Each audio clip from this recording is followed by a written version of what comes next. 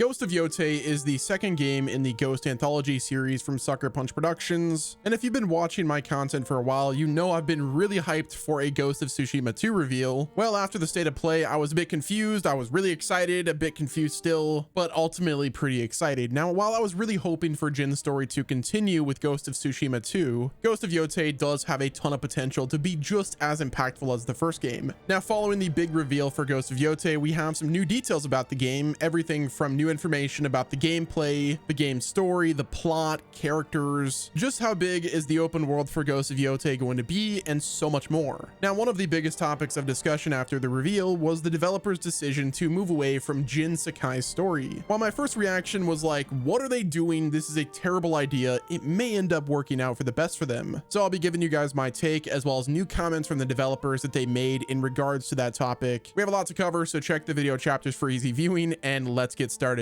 So like I said before, Ghost of Tsushima 2 is not happening. We're actually getting a new game that is basically confirming that the Ghost series is an anthology series, which is pretty shocking to me. It's like they had Ghost of Tsushima 2 right there, right in front of them. It would have been an easy win for them. Like, it's almost like the alley-oop was already started. All they had to do was just slam dunk it in. But that's not what Sucker Punch decided to do. They decided to go the unique route with a new region, a new character, and an all-new story. So Ghost of Yotei takes place in a region called Hokkaido that used to be called Ezo, and the actual mountain was called Ezo Fuji, mainly because of the similarities of Mount Fuji. They both look pretty similar. Now, Ghost of Yotei's protagonist is someone by the name of Atsu, which the current rumor is Atsu is actually a part of the Ainu people, which are the indigenous people of the region. Now, before we get into any of the speculation regarding the main character, let's first go over the facts in the PlayStation blog. So the blog post starts off by saying, today we are happy to announce Ghost of Yotei, the latest game from Sucker Punch Productions, in the introduction of our new hero, Atsu. When we set out to make a new Ghost game, we wanted to maintain the core pillars established in Ghost of Tsushima, playing as a wandering warrior in feudal Japan, offering freedom to explore at your own pace and highlighting the beauty of the world. They then went on to say that we also want to continue to innovate to create something fresh but familiar. We looked beyond Jin Sakai's story and the island of Tsushima and shifted our focus to the idea of the ghost instead. At Sucker Punch, we love origin stories, and we wanted to explore what it could mean to have a new hero wearing a ghost mask and uncovering a new legend. This led us to Ghost of Yotei, a new protagonist, a new story to unfold, and a new region of Japan to explore. Now, to summarize the next part, they said that they can reveal that Atsu's journey takes place in 1603, more than 300 years after the events of Ghost of Tsushima. Now, this next part, they actually give us kind of a teaser about what they're going to be doing with this story. They said in 1603, this area was outside of the rule of Japan and filled with sprawling grasslands, snowy tundras, and unexpected dangers. It's a far cry from the organized samurai clans who lived in Tsushima, and it's the setting for an original story we can't wait to tell. Also, I have a feeling that the words Far Cry was used intentionally, mainly because of the comparisons of Far Cry and Ghost of Tsushima back in the day. I could be reading into it, but it might be just them memeing around. And the last bit they said is, this is Sucker Punch's first game built from the ground up for the PlayStation 5, and we're excited to build on the visual foundation we established with Ghost of Tsushima. By making the world feel even more real, we have massive sightlines that let you look far across the environment, whole new skies featuring twinkling stars and auroras, even more believable movement from wind on grass and vegetation, and improvements that we'll share about in the future. Our new setting also gives us the opportunity to introduce new mechanics, gameplay improvements, and even new weapons. And yes, I'm talking about the Tanegashima, aka the Matchlock, but we'll be diving into the weapons and other guns and stuff that I found in the trailer in just a bit. They concluded by saying that we'll share more details in the months ahead about Atsu's journey and the people and animals she'll meet along the way, and we're forever grateful for the success of Ghost of Tsushima, and we can't wait for you to experience Ghost of Yotei in 2025.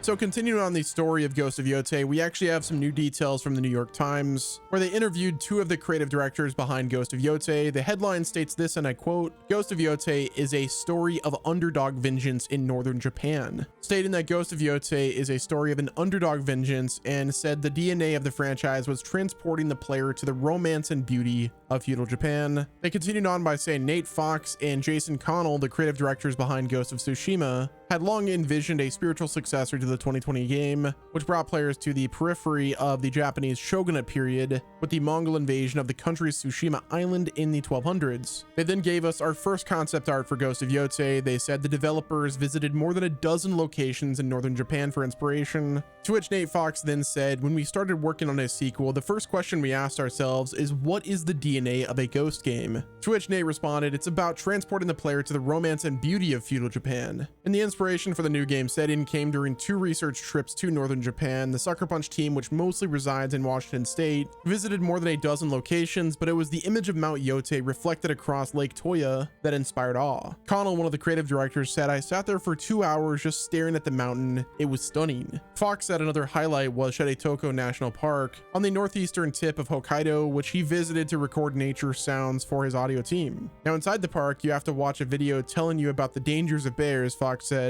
being in this incredibly beautiful park with jagged cliffs and water, yet all the time being aware that there were dangerous bears was electrifying. We strive to bring that into the video game, that feeling of danger. The article continued by saying, without going into detail, the developer said Ghost of Yotei was a story of an underdog vengeance that followed Atsu as she moved through the natural landscape, including sprawling grasslands, snowy tundras, and they said the players would have a greater control over her story than the previous game. Connell said one challenge that comes with making an open world game is that the repetitive nature of doing the same thing over again, noting that players would be able to master firearms in addition to melee weapons like the katana. And they concluded by saying we wanted to balance against that and find unique experiences. So now let's get into the theories about Atsu's story herself. Now, if you guys didn't know, Atsu is played by Erika Ishii, who has done things ranging from Cyberpunk 2077 to Apex Legends, Destiny 2, Deathloop, and so on and so forth. So I have no doubt in my mind that Erika is going to do a good job. Now let's talk about the actual story of Atsu. I've had a few people link me this thread over on the Ghost of Yotei Reddit by user Azadonin. So the thread states Ghost of Yotei will probably be the story of Japanese colonization of Hokkaido against the Ainu people. The thread states in 1590, Hideyoshi Toyotomi, one of the 3 unifiers of Japan, commissioned the Matsume clan to take over the island of Hokkaido, occupied by the Ainu people who were the indigenous, and defend it against what he saw as barbarians holding back the unification of the country. The Matsume clan built their fortress south of the Oshima Peninsula, then moved north to establish trading posts. This colonization involved the massacre of all Ainu people who opposed the samurai advance. Now the game is set in 1603 on Mount Yotei in the heart of the Oshima Peninsula, and Azadonin said, "I think that's where our heroine comes in.